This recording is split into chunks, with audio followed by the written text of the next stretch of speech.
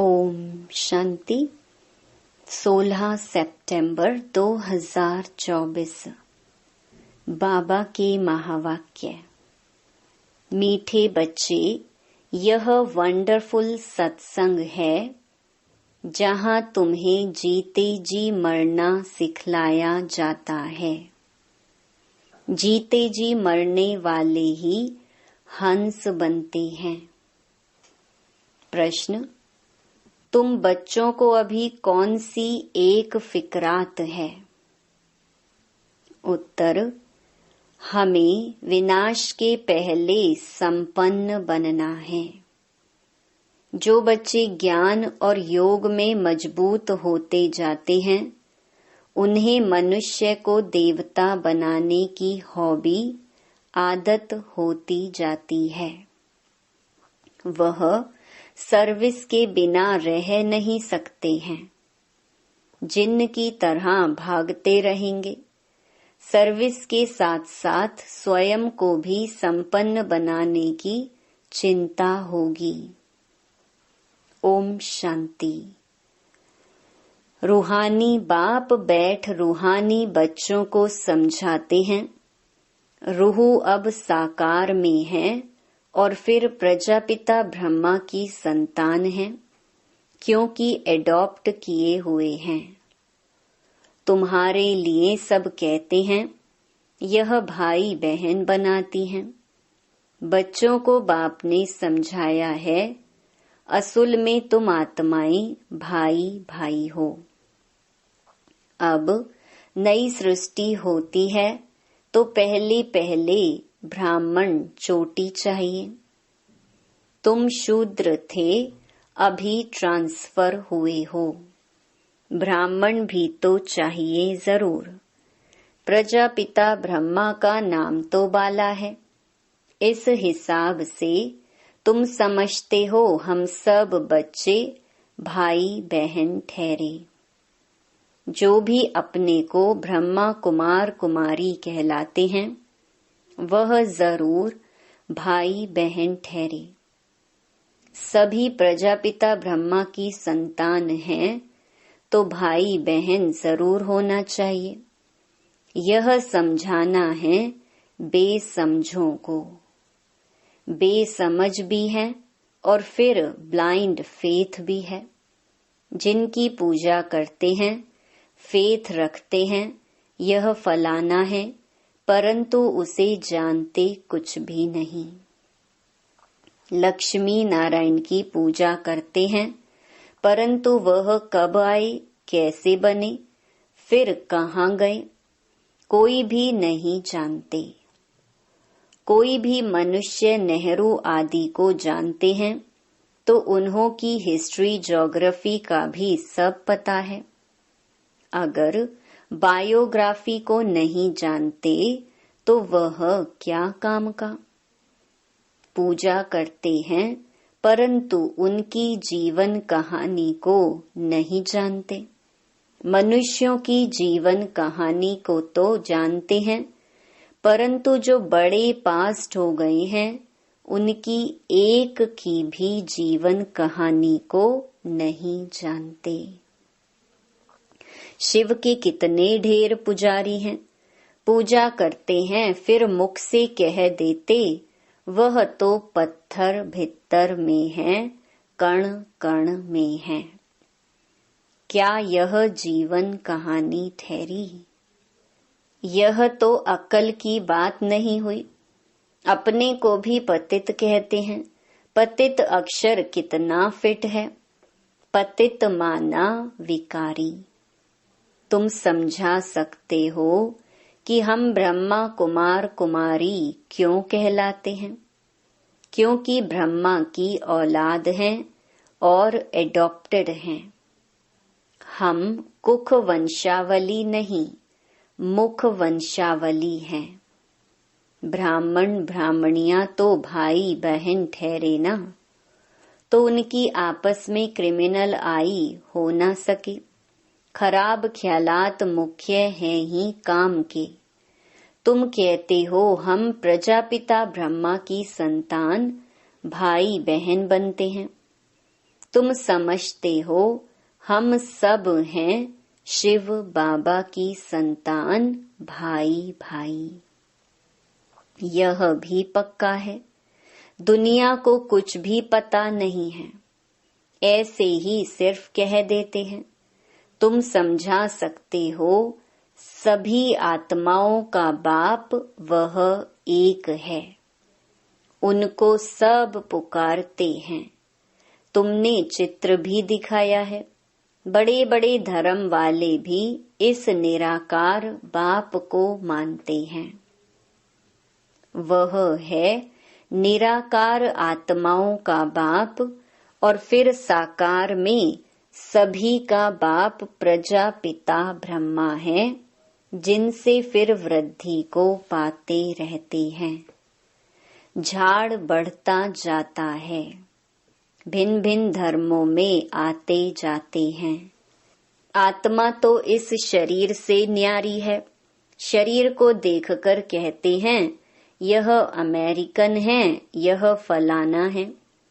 आत्मा को तो नहीं कहते। आत्माएं सब शांति धाम में रहती हैं, वहां से आती हैं पाठ बजाने। तुम कोई भी धर्म वाले को सुनाओ, पुनर्जन्म तो सब लेते हैं, और ऊपर से भी नई आत्माएं आती रहती हैं। तो बाप समझाते हैं तुम भी मनुष्य हो, मनुष्य को ही तो सृष्टि के आदि मध्य अंत का मालूम होना चाहिए कि यह सृष्टि चक्र कैसे घूमता है, इनका रचयिता कौन है, कितना समय इनके फिरने में लगता है। यह तुम ही जानते हो, देवताएं तो नहीं जानते हैं। मनुष्य ही जानकर फिर देवता बनते हैं। मनुष्य को देवता बनाने वाला है बाप। बाप अपना और रचना का भी परिचय देते हैं। तुम जानते हो हम बीज रूप बाप के बीज रूप बच्चे हैं। जैसे बाप इस उल्टे वृक्ष को जानते हैं, वैसे हम भी जान गए हैं। मनुष्य को कभी यह समझा न सके, परंतु तुमको बाप ने समझाया है। जब तक तुम ब्रह्मा के बच्चे नहीं बने हो, तब तक यहाँ आ नहीं सकते। जब तक पूरा कोर्स लेकर समझते नहीं हैं, तब तक तुम ब्राह्मणों की सभा में बैठा कैसे सकते। इसको इंद्र सभा भी कहते हैं। इंद्र कोई वह पानी की बरसात नहीं बरसाते हैं, इंद्र सभा कहा जाता है। परियां भी तुमको बनना है। अनेक प्रकार की परियां गाई हुई हैं। कोई बच्चे अच्छे शोभावान होते हैं तो कहते हैं ना, यह तो जैसे परी है। पाउडर आदि लगाकर सुंदर बन जाते हैं। सतयुग में तुम बनते हो परियां, परिजादे। अभी तुम ज्ञान सागर में ज्ञान स्नान करने से परियां देवी देवता बन जाते हो। तुम जानते हो हम क्या से क्या बन रहे हैं। जो सदा प्योर बाप है, सदा खूबसूरत है, वह मुसाफिर तुमको ऐसा बनाने के लिए सांवरे तन में प्रवेश करते हैं। अब गोरा कौन बनावे? बाबा को बनाना पड़े ना। सृष्टि का चक्र तो फिरना है। अब तुमको गोरा बनना है। पढ़ाने वाला ज्ञान सागर एक ही बाप है। ज्ञान का सागर प्रेम का सागर है। उस बाप की जो महिमा गाई जाती है, वह लौकिक बाप की थोड़े ही हो सकती है। बेहद के बाप की ही महिमा है। उनको ही सब पुकारते हैं कि हमको ऐसी महिमा वाला आकर बनाओ। अभी तुम बन रहे हो ना, नंबरवार पुरुषार्थ अनुसार। पढ़ाई में सब एक रस नहीं होते हैं, रात दिन का फर्क रहता है ना। तुम्हारे पास भी बहुत आएंगे, ब्राह्मण जरूर बनना है। फिर कोई अच्छी रीति पढ़ते हैं, कोई कम।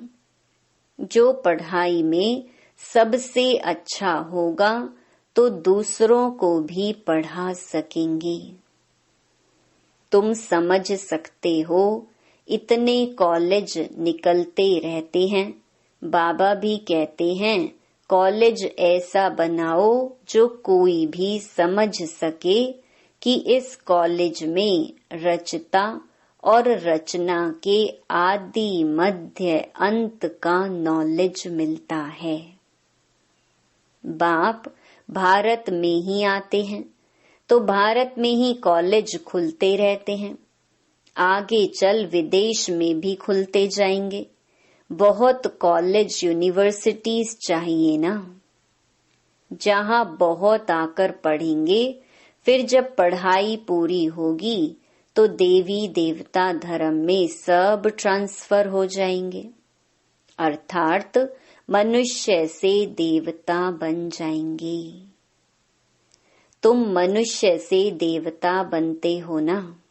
गायन भी है, मनुष्य से देवता किए करत न लागी वार। यहाँ यह है मनुष्यों की दुनिया, वह है देवताओं की दुनिया। देवताओं और मनुष्यों में रात दिन का फर्क है। दिन में है देवताएं, रात में है मनुष्य। सब भक्त ही भक्त हैं, पुजारी हैं। अभी तुम पुजारी से पूज्य बनते हो। सतयुग में शास्त्र भक्ति आदि का नाम नहीं होता है, वहाँ है सब देवता। मनुष्य होते हैं भक्त, मनुष्य ही फिर देवता बनते हैं। वह है दैवी दुनिया, इसको कहा जाता है आसुरी दुनिया। राम राज्य और रावण राज्य। आगे तुम्हारी बुद्धि में यह थोड़े ही था कि रावण राज्य किसको कहा जाता है। रावण कब आया कुछ भी पता नहीं था। कहते हैं लंका समुद्र में डूब गई।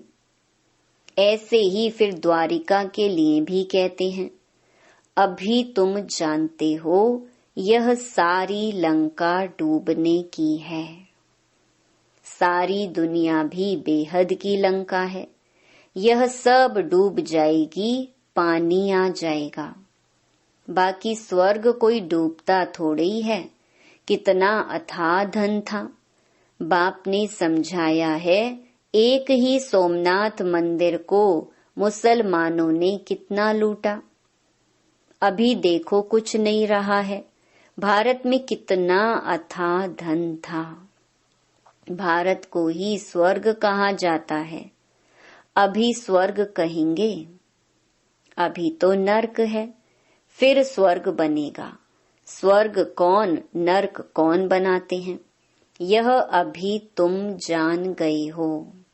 रावण राज्य कितना समय चलता है वह भी बताया है। रावण राज्य में कितने अथाह धर्म हो जाते हैं। राम राज्य में तो सिर्फ सूर्यवंशी चंद्रवंशी रहते हैं। अभी तुम पढ़ रहे हो। यह पढ़ाई और कोई की बुद्धि में नहीं है, वह तो है ही रावण राज्य में। राम राज्य होता है सतयुग में। बाप कहते हैं हम तुमको लायक बनाते हैं, फिर तुम नालायक बन जाते हो। नालायक क्यों कहते हैं? क्योंकि पतित बन जाते हो। देवताओं के लायकी की महिमा और अपनी नालायकी की महिमा गाते हैं। बाप समझाते हैं तुम जब पूज्य थे तो नई दुनिया थी। बहुत थोड़े मनुष्य थे, सारे विश्व के तुम ही मालिक थे। अभी तुमको खुशी बहुत होनी चाहिए। भाई बहन तो बनते हो ना। वह कहते यह घर फिटाते हैं, वही फिर आकर जब शिक्षा लेते हैं तो यहाँ आने से समझते हैं कि नॉलेज तो बहुत अच्छी है, अर्थ समझते हैं ना। भाई बहन बिगर पवित्रता कहाँ से आए? सारा मदार पवित्रता पर ही है। बाप आते भी हैं मगध देश में, जो कि बहुत गिरा हुआ देश है, बहुत पतित है, खान पान भी गंदा है। बाप कहते हैं मैं बहुत जन्मों के अंत वाले शरीर में ही प्रवेश करता हूँ। यही 84 जन्म लेते हैं।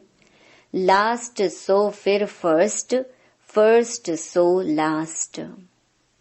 मिसाल तो एक का बताएंगे ना। तुम्हारी डिनाइस्टी बनने वाली है। जितना अच्छी रीति समझते जाएंगे फिर तो तुम्हारे पास बहुत आएंगे। अभी यह बहुत छोटा झाड़ है, तूफान भी बहुत लगते हैं। सतयुग में तूफानों की बात ही नहीं, ऊपर से नई नई आत्माएं आती रहती हैं। यहाँ तूफान लगते ही गिर पड़ते हैं। वहाँ तो माया का तूफान होता ही नहीं। यहाँ तो बैठे बैठे मर जाते हैं। और फिर तुम्हारी माया के साथ युद्ध है तो वह भी हैरान करती है। सतयुग में यह नहीं होगा। दूसरे कोई धर्म में ऐसी बात होती नहीं। रावण राज्य और राम राज्य को और कोई समझते ही नहीं है। भल सत्संग में जाते हैं, वहाँ मरने जीने की बात नहीं होती। यहाँ तो बच्चे एडॉप्ट होते हैं, कहते हैं हम शिव बाबा के बच्चे हैं, उनसे वर्षा लेते हैं। लेते लेते फिर गिर पड़ते हैं तो वर्षा भी खलास। हंस से बदलकर बगुला बन जाते हैं। फिर भी बाप रहमदिल है तो समझाते रहते हैं। कोई फिर से चढ़ जाते हैं। जो थमे माना स्थिर रहते हैं उनको कहेंगे महावीर हनुमान। तुम हो महावीर महावीरनी, नंबर वार तो हैं ही। सबसे पहलवान को महावीर कहा जाता है। आदि देव को भी महावीर कहते हैं, जिससे ही यह महावीर पैदा होते हैं जो विश्व पर राज्य करते हैं। नंबरवार पुरुषार्थ अनुसार रावण पर विजय पाने के लिए पुरुषार्थ करते रहते हैं। रावण है 5 विकार। यह तो समझ की बात है। अभी तुम्हारी बुद्धि का ताला बाप खोलते हैं, फिर ताला एकदम बंद हो जाता है। यहाँ भी ऐसे हैं जिनका ताला खुलता है तो वह जाकर सर्विस करते हैं। बाप कहते हैं जाकर सर्विस करो, गटर में जो पड़े हैं उनको निकालो। ऐसे नहीं कि तुम भी गटर में गिरो, तुम बाहर निकल औरों को भी निकालो। विषय वैतरणी नदी में अपरम अपार दुख हैं। अभी अपरम अपार सुखों में चलना है। जो अपरम अपार सुख देते हैं उनकी महिमा गाई जाती है।